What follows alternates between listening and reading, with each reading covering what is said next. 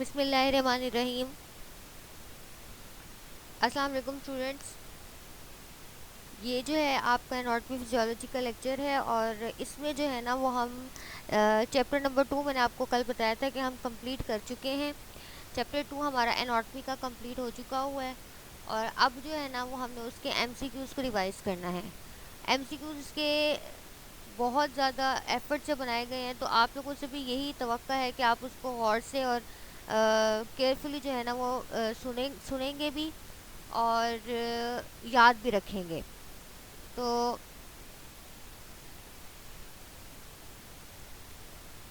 Chapter number 2 हमारा था anatomical terminologies और इसका जो पहला एमसीक्यूज है वो है which one of the following describes the anatomical position. बच्चे, सबसे पहले मैंने आपको जब चैप्टर स्टार्ट कराया था उसकी पहली डेफिनेशन ही एनाटॉमिकल पोजीशन के हवाले से थी। हम उसको थोड़ा सा मैं आपको बताऊं कि उसमें हमने कहा था कि जो बॉडी है वो स्ट्रेट होती है, स्टैंडिंग पोजीशन पे होती है, आइज़ जो होती हैं वो स्ट्रेट देख रही होती हैं और जो अपर लिम्स होते हैं वो हैंगिंग यानी कि बॉडी की साइड पर हैंग होते हैं और जो फेस था वो फॉरवर्ड फॉरवर्ड हो रहा होता है और पाल्म जो होती हैं वो भी फॉरवर्ड, मतलब पाम जो हथेलियाँ हैं उनका रुख भी सामने की तरफ होता है। तो ये थोड़ा सा मैंने आपको करेक्टरिस्टिक्स बताई थी एनाटॉमिकल पोजीशन की। तो आए पहले हम थोड़ा सा ऑप्शंस को स्टडी कर लेते हैं। पहला ऑप्शन है a body straight in standing position, यही बात।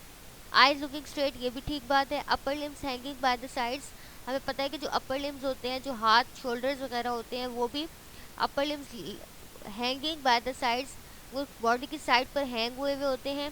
With palm of the hands are facing forward, और जो पाम है, जो हथेली है हाथों की, उसका रुख जो है वो सामने की तरफ होता है। ठीक है। दूसरा ऑप्शन कह रहा है अब body straight in sitting position. अब बच्चे सिटिंग पोजीशन होती ही नहीं है, आगे पढ़ के टाइम वेस्ट नहीं करना, लिखने का मकसद ये होता है। बाद एमसीक्यूज बहुत लंबे आपको गिवन होते हैं ऑप्शंस, तो आपको उसको आगे बढ़ने की ज़रूरत नहीं होती। अगर आप एक पोजीशन देख लो और आपको सर्टेनिटी हो, 100% आप श्योर हो कि जी ये वाला पार्ट ही नहीं है, तो आगे पढ़ के टाइम वेस्ट नहीं करना होता। अब जैसे इस पर अब body straight in sitting position, हमें पता है एनाटॉमिकल पोजीशन में बॉडी हमेशा स्टैंडिंग पोजीशन पे होती है, तो ये ऑप्शन हम नहीं देखेंगे। अब body straight in standing position, eyes looking down. अब यहाँ देखो, आइज नीचे कभी भी नहीं देख रही होंगी, यानी नीचे की तरफ नहीं होंगी, आइज सामने की तरफ होंगी। एनाटॉमिकल पोजीशन आप जहाँ भी देखोगे वहाँ पर आइज जो हैं वो कहाँ पर स्ट्रेट देख रही होंगी, डाउन कभी भी नीचे की तरफ नहीं देख रही होंगी, बिल्कुल स्ट्रेट होंगी। और उसके बाद है upper limbs hanging by the sides with palm of the hands are facing forward, तो ये भी ठीक ऑप्शन नहीं है। ऑप्शन डी है all are the right option. तो अगर आपको जिसको थोड़े थोड़े फ़र्क नहीं पता होंगे वो सभी ऑप्शन को समझेगा कि ठीक है, बट हमें अच्छे से पता है कि जो ऑप्शन ए है वो इस क्राइटेरिया पर अच्छे तरीके से जो है वो उतर रहा है, तो option A will be the right answer. This is the exact definition of anatomical position. Next MCQ है हमारा in which position the body is lying down in horizontal plane with facing face pointing upward. कौन सी position होती है बच्चे जिसमें जो body होती है वो हॉरिजॉन्टल प्लेन में जो है वो आप कह लो लेइंग डाउन मतलब लेटी हुई होती है और उसका जो मुंह है वो ऊपर की तरफ होता है।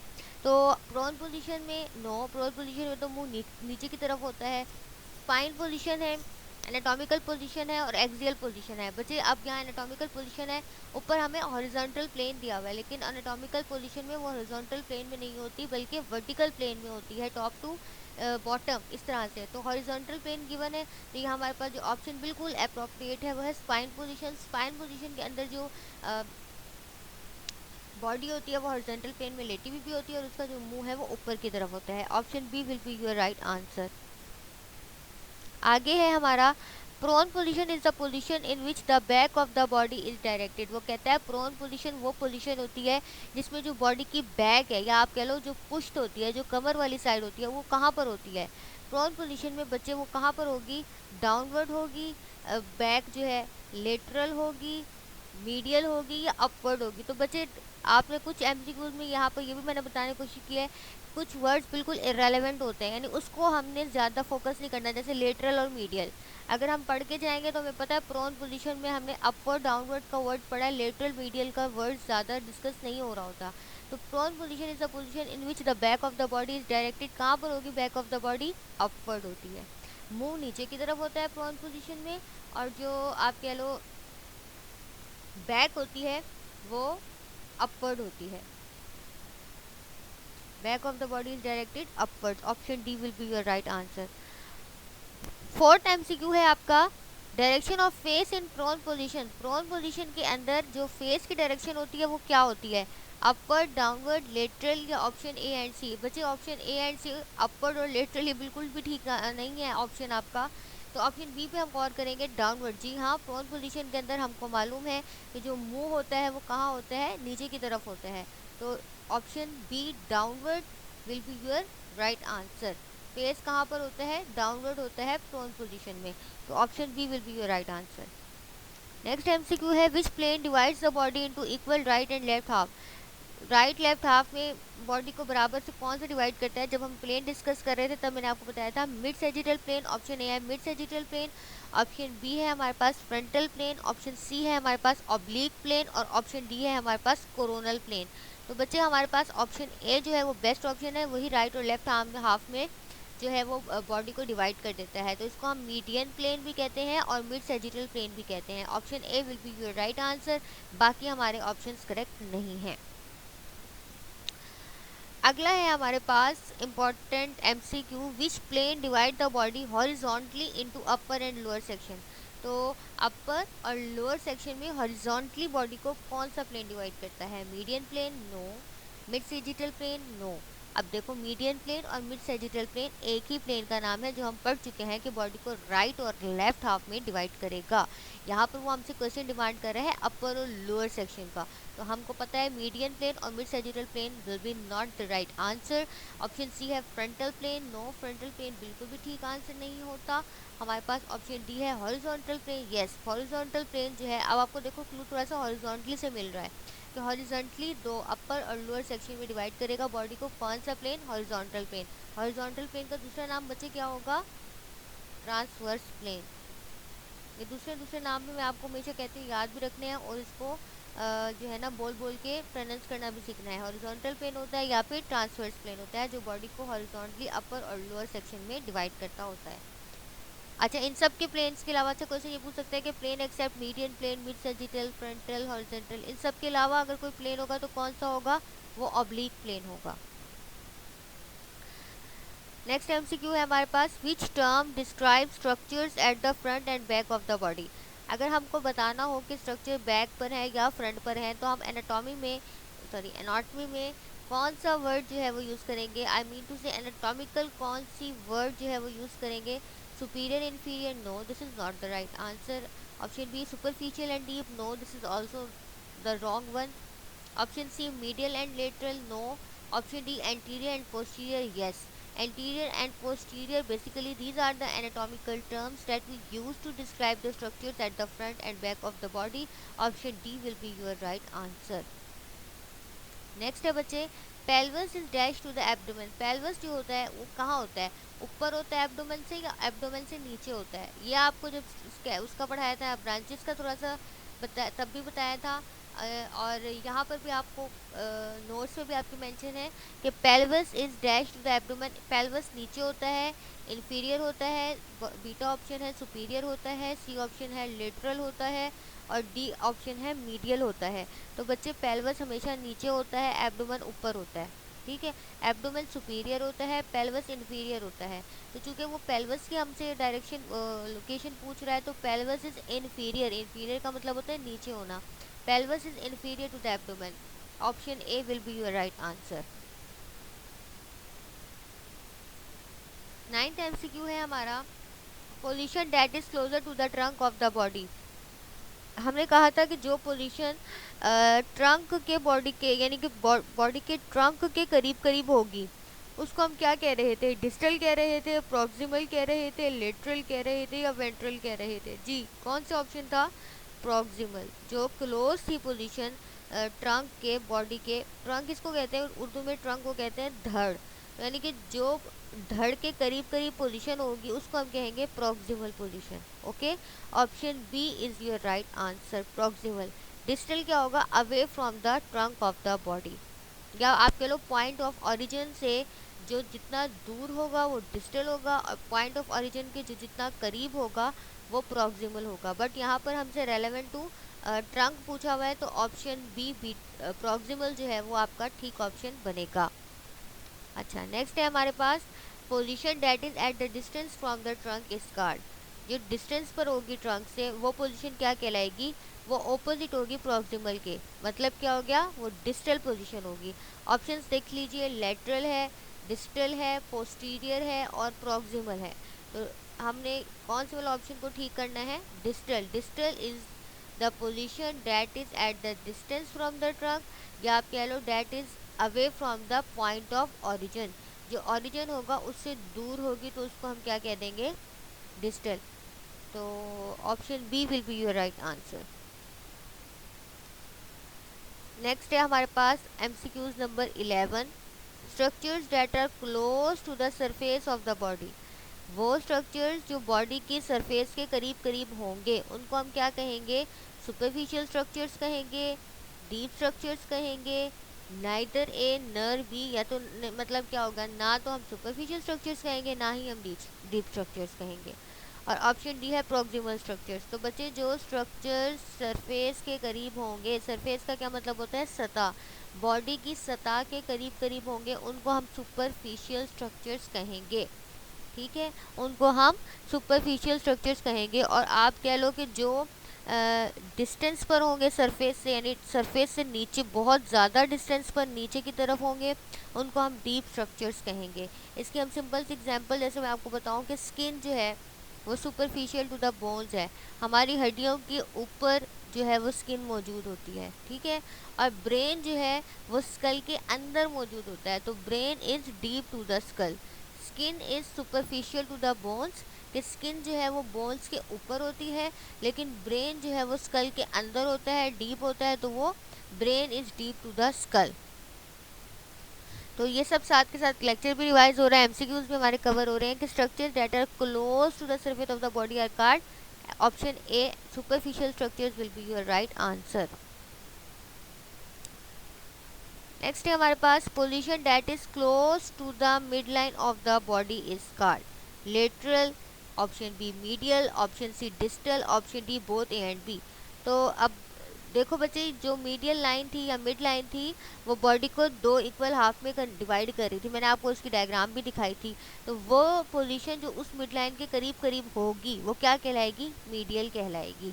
जो करीब होगी वो क्या कहलाएगी, मीडियल कहलाएगी।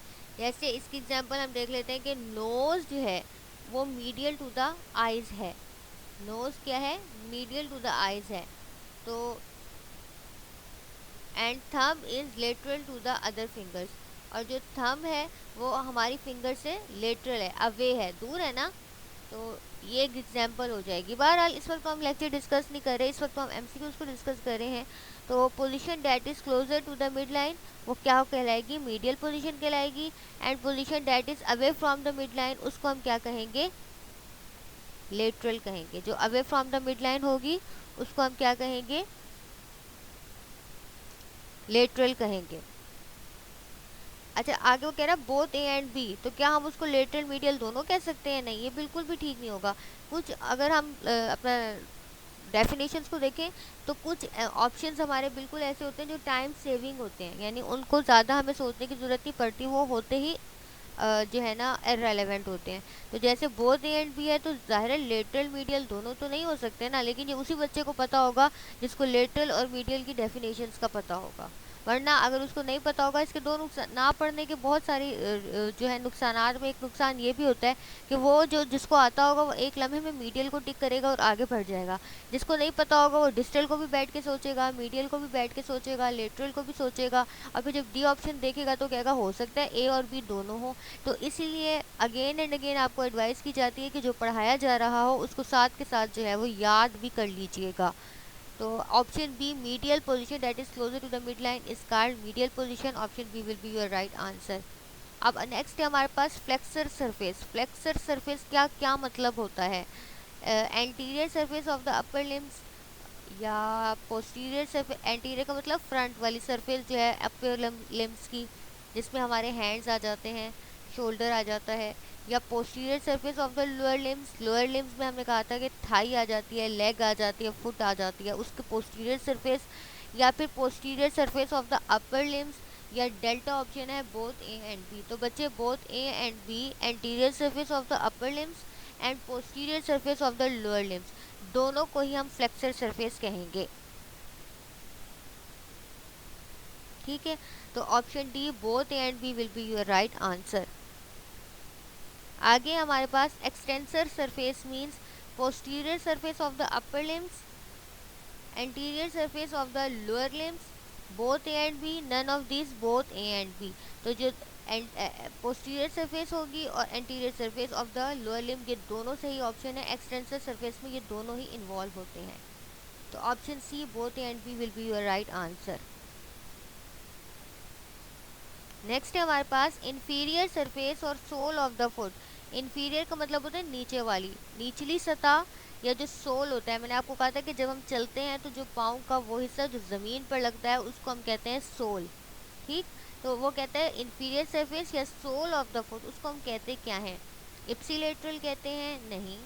बीटा ऑप्शन कॉन्ट्रालेटरल कहते हैं? नहीं। सी कॉर्डल कहते हैं? बिल्कुल भी नहीं। ऑप्शन डी है प्लांटर। तो yes, plantar is the right answer. Plantar is nothing but the inferior surface और sole of the foot. Option D will be your right answer. Next है आपके पास two body organs that are present opposite to each other. वो दो body organ जो एक दूसरे के ऑपोजिट मौजूद होंगे, यानी आप यूँ कह लो कि एक लेफ्ट में होगा और एक क्या होगा, राइट में होगा,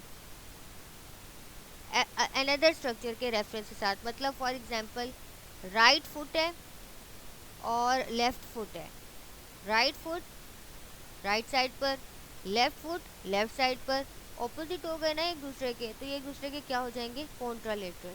तो option A contralateral will be your right answer. Two body organs that are present opposite to each other are called contralateral. Option A will be your right answer. अच्छा, उसके बाद वो कह रहे हैं इप्सिलेटरल। इप्सिलेटरल बच्चे होते हैं एक ही साइड पे मौजूद हो, यानी जैसे मैं कहूँ राइट हैंड और राइट फुट, ये एक ही साइड पे मौजूद है ना, तो इसको हम कहते हैं इप्सिलेटरल। लेकिन अगर एक राइट पर हो, जैसे मैंने आपको पहले बताया राइट फुट और लेफ्ट फुट, तो ये दोनों एक दूसरे के ऑपोजिट हैं, इनको हम कहेंगे कॉन्ट्रालेटरल। और अगर एक ही तरफ होंगे तो उनको हम कहेंगे इप्सिलेटरल, जैसे right hand and right foot. Infiromedial, no. D, none of these. So option A will be your right answer. Next is the relatively fixed end of the muscle during muscle contraction is called. जब muscles contract करते हैं तो muscle का वो and जो fix होता है अपनी जगह पर, उसको हम क्या कहते होते हैं? बेली कहते हैं, ऑप्शन बी टेंडन कहते हैं, ऑप्शन सी इंजर्शन कहते हैं, ऑप्शन डी ऑरिजिन कहते हैं। तो कौन सा क्या कहते हैं हम इसको? ऑरिजिन कहते हैं। ऑरिजिन वो आप कह लो कि वो फिक्स एंड होता है मसल का जब मसल कॉन्ट्रैक्ट करता है। तो option option D origin will be your right answer. Next है हमारे पास thick fleshy part of the muscle between origin and insertion. बच्चों, इंजर्शन क्या होता है? इंजर्शन हमने बताया था कि वो पार्ट या वो एंड ऑफ द मसल कि जो थोड़ा सा हरकत करता है, थोड़ा सा मूव करता है जब मसल्स कॉन्ट्रैक्ट करते हैं। ठीक है, ऑरिजिन तो हरकत नहीं कर रहा था ना जब मसल्स कॉन्ट्रैक्ट। मसल्स के दो एंड होते हैं, एक एंड होता है ऑरिजिन और एक होता है इंजर्शन। तो वो एंड जो फिक्स होगा, जैसे प्रीवियस हमने देखा, जो एंड फिक्स होगा उसको हम क्या कहेंगे? उसको हम कहेंगे ऑरिजिन। और जो एंड मूव करेगा, ठीक है, थोड़ा सा मूव करेगा, उसको हम कहेंगे इंजर्शन। और ये होगा कब? जब मसल्स कॉन्ट्रैक्ट करते हैं। तो वो अब जो नेक्स्ट एमसीक्यूज है वो रेलेवेंट है, sorry, thick fleshy part of the muscle. ये थिक फ्लैशी पार्ट यानी जहाँ पर मीट होगा, आप कह लो गोश्त होगा ज़्यादा, वो मसल का पार्ट बिटवीन ऑरिजिन और इंजर्शन, उसको हम कहेंगे क्या? उसको हम कहेंगे ऑप्शन ए टेंडन कहेंगे, ऑप्शन बी बेली कहेंगे, ऑप्शन सी जॉइंट कहेंगे, या option D both A and C. अच्छा, ऑप्शन ए है टेंडन और ऑप्शन सी है जॉइंट। तो बच्चे, ये मैंने आपको टेंडन का क्या बताया था कि ये एक फिब्रस सा नॉन इलास्टिक और नॉन कॉन्ट्रेक्टाइल पार्ट होता है मसल का, जो अटैच करता है मसल को बोन से। तो ये तो बिल्कुल भी ठीक बात नहीं है। और ऑप्शन सी है जॉइंट्स। तो joints are the sites where two और मोर बोन्स कम टुगेदर। दो या दो से ज़्यादा जो बोन्स आपस में जब मिलती हैं तो वो किसके ज़रिए से मिलती हैं? जॉइंट्स के ज़रिए से। तो बोथ ऑप्शन ए और सी ये तो बिल्कुल ही गलत है। तो पीछे हमारे पास बच गया belly. Yes, belly is the thick fleshy part of the muscle between origin and insertion which contracts. Option B is your right answer. Next MCQ है हमारे पास, द साइट यानी वो जगह वेयर टू और मोर बोन्स कम टुगेदर। यहाँ पर दो या दो से ज़्यादा जो हड्डियाँ हैं वो आपस में जो है वो मिलती हैं, आपको कि वो अटैच हो रही होती हैं, तो वो क्या कहलाता है? ऑप्शन ए है जॉइंट, ऑप्शन बी है टेंडन, ऑप्शन सी है बेली, ऑप्शन डी है ऑरिजिन। मैं आपको चारों ही वर्ड्स पहले एमसीक्यूज की उसमें बता चुकी हूँ। तो option A joint is your right answer, because joint is the site where two और मोर बोन्स कम टुगेदर। और मैं आपको जॉइंट्स का लेक्चर में बताया था कि कुछ जॉइंट्स मूवेबल होते हैं, कुछ इमूवेबल होते हैं, कुछ स्लाइटली मूवेबल होते हैं। तो वो सारा हम डिस्कस कर चुके होंगे जॉइंट्स के हवाले से। बहरहाल यहाँ पर हमें जस्ट उसकी डेफिनेशन देखनी थी। उसके बाद नेक्स्ट है हमारे पास, a bending movement in which angle between the two bones is decreased. वो बेंडिंग मूवमेंट जिसमें एंगल जो दो हड्डियों के दरमियान है वो कम हो रहा होता है। जब बेंडिंग हो रही होगी तो जो एंगल है वो दो बोन्स के दरमियान क्या हो रहा होगा? कम हो रहा होगा। तो ऑप्शन ए है flexion, option B extension, option C pronation, option D supination.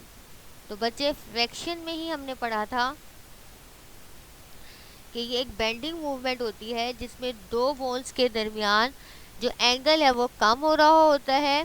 और मैंने आपको बताया था कि फ्लेक्शन, जैसे मैंने आपको इसकी डायग्राम भी दिखाई थी, एल्बो की फ्लेक्शन दिखाई थी, नी जॉइंट की आपको फ्लेक्शन जो है वो दिखाई थी, जिसमें जो दो बोन्स हैं उनके दरमियान एंगल क्या हो रहा था? कम हो रहा था। एक्सटेंशन क्या होता है? एक्सटेंशन जो है बच्चे, इसमें ये एक मूवमेंट होती है जिसमें एंगल जो दो बोन्स के दरमियान है वो बढ़ रहा होता है, इंक्रीज हो रहा होता है। तो ये बिल्कुल ही इसकी क्या हो जाएगा? ऑपोजिट हो जाएगा। और प्रोनेशन भी हमने पढ़ा था कि ये फोर आर्म में मूवमेंट होती है जिसमें जो हमारी हथेली होती है वो बैकवर्ड डायरेक्शन में होती है,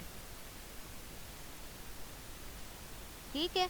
और सुपिनेशन में हमने पढ़ा था कि ये भी फोर आर्म की मूवमेंट होती है जिसमें जो हथेली होती है उसका रुख सामने की तरफ होता है। सुपिनेशन में सामने की तरफ उसका रुख होता है, प्रोनेशन में उसकी क्या होती है? बैक होती है। तो ये भी बिल्कुल रिलेट नहीं करा। तो ऑप्शन ए जो है वो है फ्लेक्शन, जिसमें बेंडिंग मूवमेंट होती है और एंगल दो बोन्स के दरमियान कम हो रहा होता है। तो इसको जो है वो हम ठीक कर देंगे। Option A is your right answer, flexion. अच्छा, आगे है हमारे पास, movement away from the central axis is called. Central axis से जो दूर मूवमेंट हो रही होती है वो क्या कहलाती है? एबडक्शन, एडक्शन, सर्कमडक्शन या सुपिनेशन। तो वो क्या, अब देखो सबसे पहले जो एबडक्शन है वही ठीक आंसर है, जिसमें हमने कहा था कि movement away from the central axis हो रही होती है। इससे मैंने आपको अपने लेक्चर्स में फिंगर्स के हवाले से और डायग्राम्स भी दिखाई हुई हैं। अगर किसी बच्चे को कन्फ्यूजन होगी तो लेक्चर्स हैं उनको एक बार दोबारा से जो है वो देख लेगा। एडक्शन में क्या हो रहा होता है? Towards the central axis movement हो रही होती है। सर्कमडक्शन में क्या हो रहा होता है? सर्कमडक्शन जो है वो सीक्वेंस में हम कहते हैं फ्लेक्शन भी हो रही होती है, एबडक्शन भी हो रही होती है, एक्सटेंशन हो रही होती है और फिर एडक्शन हो रही होती है। तो वो कंप्लीट जो है वो सीक्वेंस में सारी मूवमेंट्स हो रही होती हैं, उसको हम कहते हैं सर्कमडक्शन। तो हमसे तो सिर्फ उससे यही पूछा है कि movement away from the central axis को क्या कहते हैं? तो ऑप्शन ए की तरफ जाएंगे, abduction is your right answer.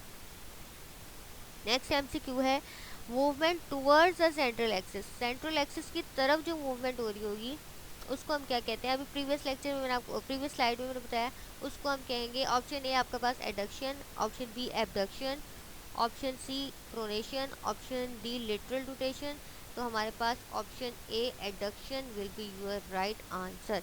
अगर हम कहेंगे away from the central axis तो उसको हम कहेंगे एबडक्शन, और अगर हम कहेंगे टूवर्ड्स द सेंट्रल एक्सिस तो इसको हम कहेंगे एडक्शन।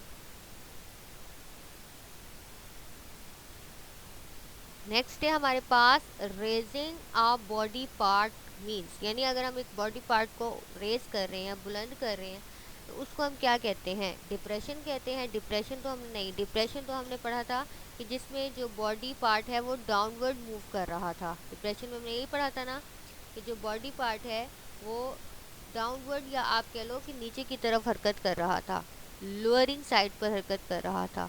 तो डिप्रेशन तो बिल्कुल भी ठीक ऑप्शन नहीं है। उसके बाद है elevation.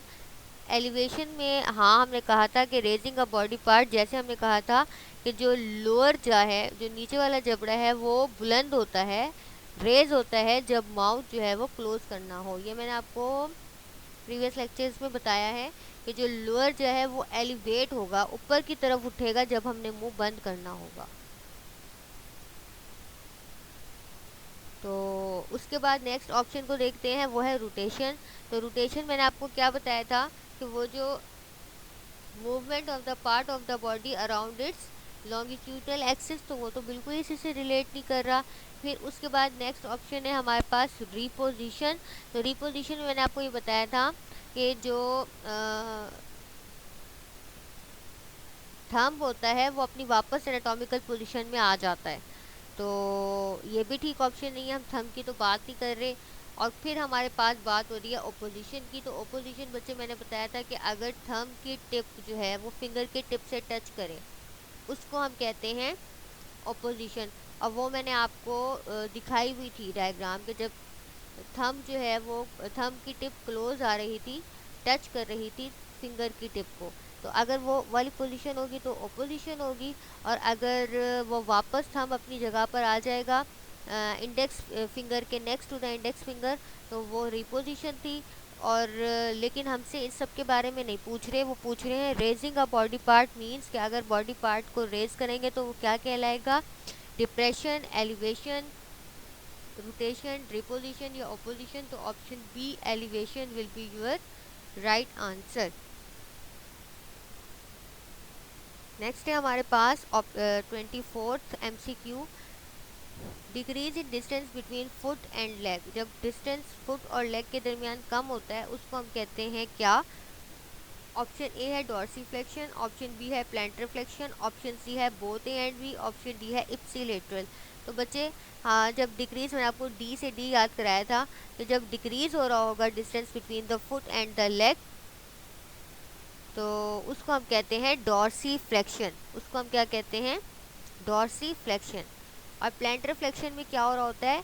Increase in the distance between the foot and leg, leg और फुट के दरमियान डिस्टेंस बढ़ रहा होगा तो वो प्लैंटर फ्लेक्शन है। सी बोथ एंड भी ऐसा नहीं हो सकता कि अगर डिस्टेंस कम हो रहा है तो उसको हम डॉर्सीफ्लेक्शन भी कह दें और प्लैंटर फ्लेक्शन भी कह दें, तो ये बिल्कुल ही इनकरेक्ट ऑप्शन है। और डी इप्सिलेटरल, तो इप्सिलेटरल भी यहाँ पर ये तो टर्मिनोलॉजी ही रेलेवेंट टू दिस नहीं है। तो decrease in distance between foot and leg is called option A dorsiflexion will be your right answer. Next है हमारे पास last but not the least MCQ, दो स्ट्रक्चर्स और organs which are present on both sides of the body. वो structures और वो organs जो body के दोनों साइड्स पर मौजूद होंगे उनको हम क्या कहते हैं? यानी वो कह रहे हैं वो स्ट्रक्चर्स और वो ऑर्गन्स जो बॉडी के दोनों साइड्स पर मौजूद होंगे उनको हम क्या कहेंगे? बाइलेटरल, यूनिलेटरल, इप्सिलेटरल या कॉन्ट्रालेटरल। तो बच्चे जो ऑर्गन्स या स्ट्रक्चर्स बॉडी के दोनों साइड पे मौजूद होते हैं, लेफ्ट साइड पर भी होते हैं और राइट साइड पर भी होते हैं, उनको हम बाइलेटरल ऑर्गन्स कहेंगे। जैसे कि एयर्स हैं वो बाइलेटरल ऑर्गन्स हैं, आँखें हैं, आइज़ हैं, वो बाइलेटरल ऑर्गन्स हैं। ठीक है, तो और फिर नेक्स्ट है यूनिलेटरल, तो जो एक साइड पर सिर्फ बॉडी के मौजूद होंगे, जैसे मैंने आपको बताया था स्प्लीन कि वो बॉडी की सिर्फ एक साइड पे मौजूद होती है। इप्सिलेटरल और कॉन्ट्रालेटरल को हम डिस्कस कर चुके हुए हैं। तो option A bilateral is your right answer. तो होपफुली ये जो हमारे MCQ से इस चैप्टर से रेलेवेंट ये आपको समझ आ गए होंगे। इनके करेक्ट ऑप्शंस भी साथ के साथ ही मार्क किए हुए हैं। और इंशाल्लाह जब आपकी फ़िज़िकल क्लासेस स्टार्ट होंगी तो हम इन एमसीक्यूज़ का मैं आपको ज़रूर टेस्ट लूँगी, क्योंकि इस पे हमारी बहुत ज़्यादा जो है ना फोकस होता है एमसीक्यूज़ पे। और क्योंकि यहाँ पर आपके आराम से आपको जो है ना फुल मार्क्स मिल जाते हैं। एमसीक्यूज़ अगर आप ठीक करोगे तो आपका 100% इसमें मार्क्स आ जाते हैं। तो होपफुली यहाँ तक कोई कन्फ्यूजन नहीं होगी किसी को। नेक्स्ट अब हम स्टार्ट करेंगे अपना chapter number 3, surface anatomy. Thanks for your concentration students. अल्लाह हाफिज़।